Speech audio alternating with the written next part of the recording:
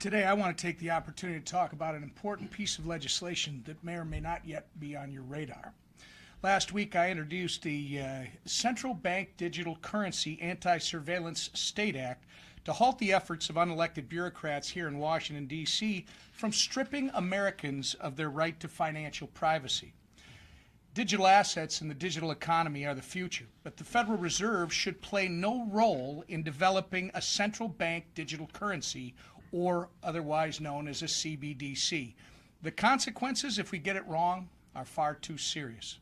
The Biden administration is currently itching to create a digital authoritarian-styled surveillance-style digital dollar. And through an executive order, they are pursuing analysis on a retail CBDC that would not be open, permissionless, or private. In fact, it would be ridden with significant risk to Americans' privacy, security, financial inclusion, and a whole lot more. This kind of digital currency would give the federal government access to and control over literally every financial transaction conducted by Americans.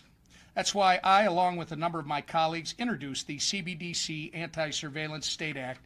It's going to prohibit the Fed from issuing a CBDC directly to anyone. It's going to bar the Fed from using the CBDC to implement monetary policy and control our economy.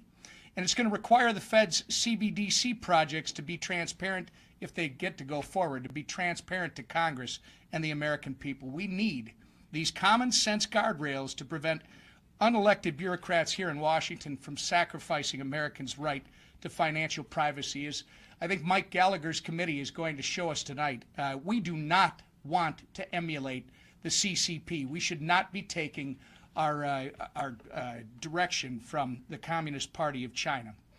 Developing a digital version of the U.S. dollar that makes transactions more efficient, extends financial inclusion, and does not compromise American sovereignty or privacy will send us into the next several generations of the digital economy, and we can't afford to get this wrong.